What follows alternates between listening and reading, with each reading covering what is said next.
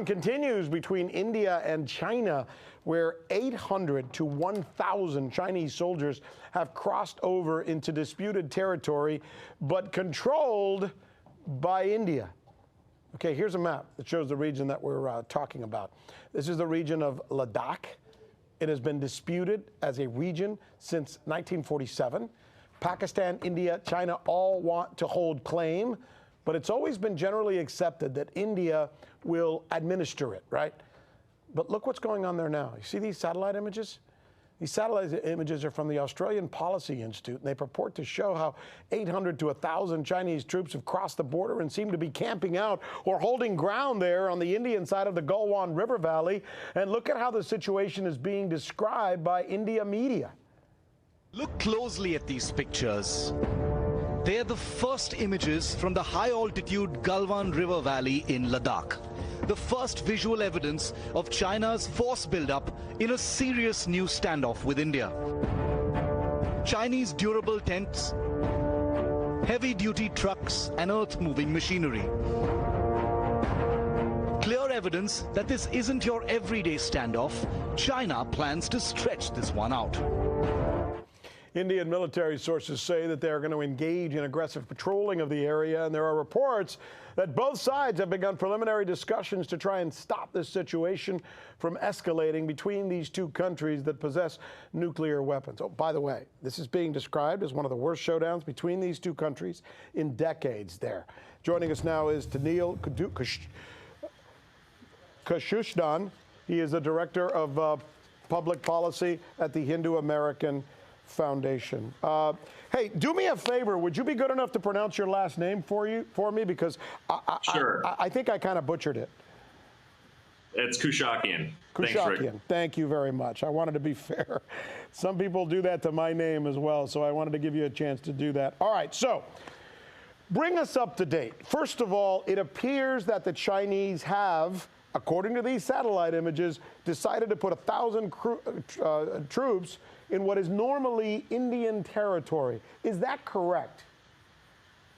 Absolutely, and your reporting on this issue is also spot on. This is one incident in a pattern of Chinese provocations towards India, and this is the first major one since the repeal of the discriminatory Articles 370 and 35A of the Indian Constitution last August that created the two states, the bifurcation of Jammu and Kashmir into the state or union territories of Jammu and Kashmir and Ladakh. And of course, as you said, China does lay claim to Ladakh, to parts of that region.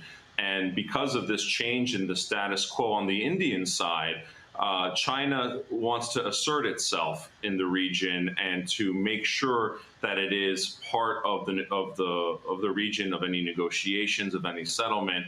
Of course, this is something that benefits Pakistan, and it is seen in that lens. Well, let me ask you a question about this, because to those of us who just are learning about this particular region, it seems quite curious. Why would China suddenly want to move what is essentially the length of a football field across a disputed border? For what purpose? Why would they do that, do you believe?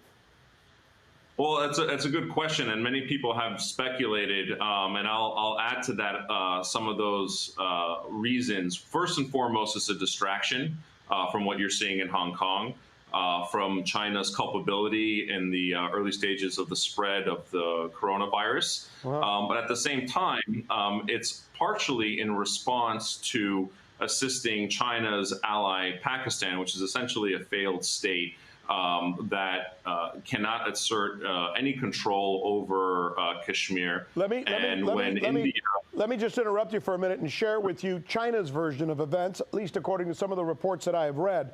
They're saying that area was supposed to be left plain, somewhat opaque. But India has been building it up, going in there and putting buildings, and they're not going to allow that to happen. What do you make of that claim?